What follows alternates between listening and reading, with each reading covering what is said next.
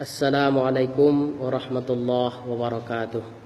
Wassalamu ala man ittaba'al huda. Keselamatanlah bagi orang yang mengikut petunjuk Allah dan Rasulnya.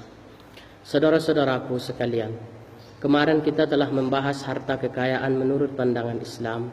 Maka pada kesempatan ini kita coba membahas tentang kemiskinan.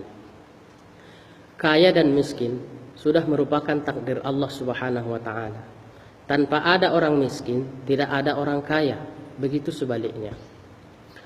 Namun karena kita tidak tahu takdir Allah itu, apakah kita orang kaya ataupun orang miskin, maka kita diwajibkan berusaha sekuat tenaga kita, baru kita serahkan kepada takdir.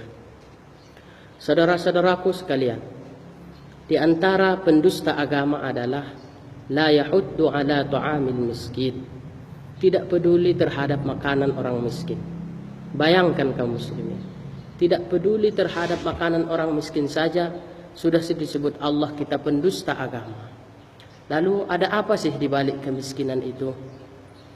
Ternyata di balik kemiskinan ini punya fadilah yang sangat banyak. Di antaranya ada hadis Rasulullah sallallahu alaihi wasallam yang diriwayatkan oleh Imam At-Tirmizi yang bersumber dari Abu Hurairah. Yadkhulul fuqara al-jannah qabla al-aghniya bi 500 'am. Orang fakir dan miskin lebih dulu masuk surga dibanding orang kaya adalah 500 tahun. Bayangkanlah ini.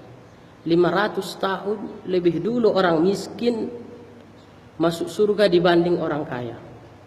Makanya ini miskin yang bagaimana maksudnya ini? Tentunya miskin yang bersabar, miskin yang ridho dengan takdir Allah, dan tetap dia menjaga ketaatannya, ketakwaannya kepada Allah Subhanahu wa ta'ala. Maka setelah mendengar hadis ini, Abdurrahman bin Auf pun, kita lihatlah bagaimana pemurahnya, dihabiskannya hartanya di jalan Allah Subhanahu wa ta'ala. Di dalam satu hadis ada doa Rasulullah sallallahu alaihi wasallam, Allahumma ja'alni miskinan. Ya Allah, jadikanlah aku orang miskin, dan bangkitkanlah aku nanti pada hari kiamat bersama orang-orang miskin. Dan di waktu Isra Mi'raj, Rasulullah diperlihatkan ke surga dan diperlihatkan ke neraka. Yang dia tengok paling banyak penduduk surga itu adalah orang-orang miskin, sementara orang-orang kaya masih tertahan. Artinya karena masih dihisap dari mana hartanya dia dapat dan untuk apa dia gunakan. Kaum muslimin yang dimuliakan Allah. Jadi kalau memang takdir kita sudah miskin, bersabarlah kita di atas kemiskinan itu. Karena itu sudah merupakan ladang ibadah yang sangat besar kepada kita.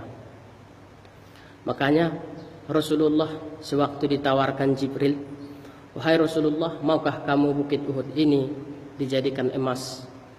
Maka Rasulullah itu cukup menjawab, saya hanya ingin kenyang sehari dan lapar sehari.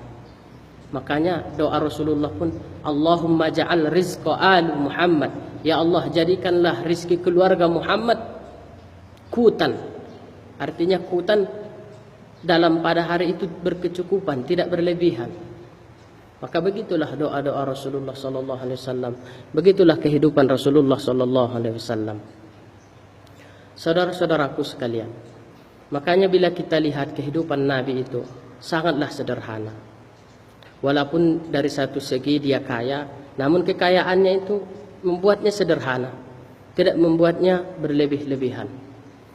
Kalau kita lihat juga kehidupan baik rumah tangga Rasulullah sallallahu alaihi wasallam, tidak ada yang istimewa di rumah Rasulullah.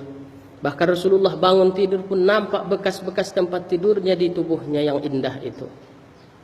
Tidak ada Rasulullah meninggalkan harta warisan.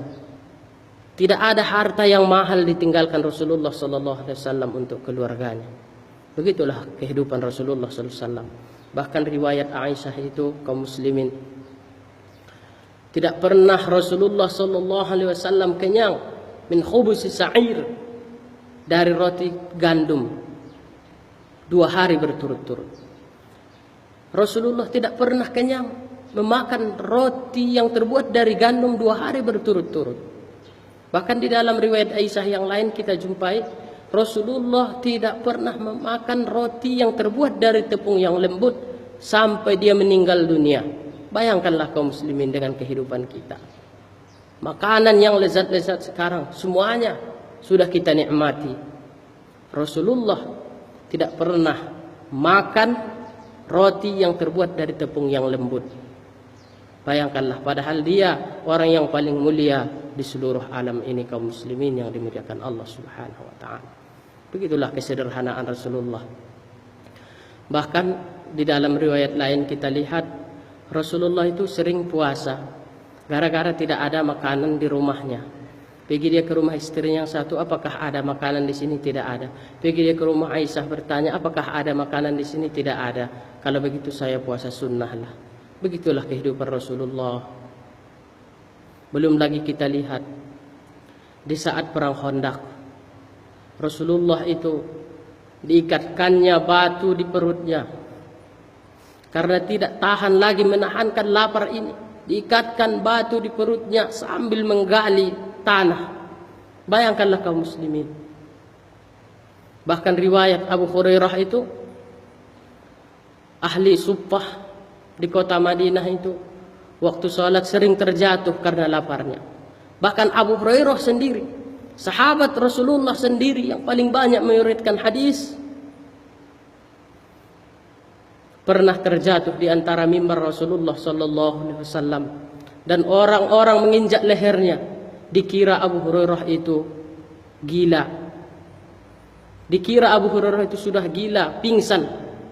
Padahal dia katanya tidak gila. Dia hanya pingsan karena kelaparan. Ya Allah. Bagaimanakah dengan kita sekarang kaum muslimin yang dimuliakan Allah? Begitu banyak nikmat Allah Subhanahu wa taala. Sudahkah kita syukuri? Sudahkah kita bawa takut kepada Allah Subhanahu wa taala? Pada suatu hari Abu Bakar, Umar keluar rumah karena kelaparan. Tiba-tiba berjumpa dengan Rasulullah sallallahu alaihi wasallam. Ditanya, apa yang menyebabkan kamu keluar wahai Abu Bakar, wahai Umar? Lapar. Saya pun karena laparlah keluar rumah ini. Maka ada sahabat yang menraktir mereka, menjamu mereka ke rumahnya. Makanlah di situ. Setelah makan, apa kata Rasulullah? Demi Allah, nanti kamu akan ditanya tentang nikmat ini, kata Allah, kata Rasulullah sallallahu alaihi wasallam. Bayangkan, baru makan yang kenyang mereka di situ. Demi Allah, nanti pada hari kiamat kamu ditanya tentang nikmat ini, kata Rasulullah sallallahu alaihi wasallam. Lalu bagaimana dengan kita? Begitu banyak diberikan Allah kepada kita nikmat. Sudahkah ada kita buat mendekatkan diri kepada Allah Subhanahu wa taala? Saudara-saudaraku sekalian, begitulah kehidupan Nabi. Begitulah kehidupan para sahabat. Sehingga Sa'ad bin Abi Waqqas waktu ikut berperang bersama Rasulullah sallallahu alaihi wasallam, mereka bersembunyi di hutan-hutan. Tidak ada yang dimakan sehingga mereka hanya memakan dedaunan, kata Sa'ad bin Abi Waqqas. Sehingga kotoran kami pun keluar, seperti kotoran kambing.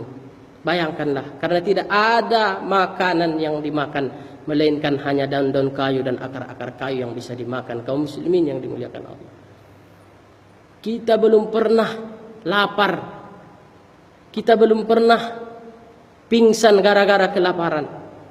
Kita belum pernah kotoran kita seperti kotoran kambing gara-gara tidak ada makanan. Maka sahabat sudah duluan merasakannya. Namun keimanan mereka tetap kuat kepada Allah Subhanahu wa taala. Keimanan mereka tetap tertancap di hati mereka. Maka oleh sebab itu kaum muslimin yang dimuliakan Allah, tidak ada larangannya memang orang kaya, namun marilah kita pergunakan kekayaan kita di jalan Allah supaya kita mendapat ridhonya.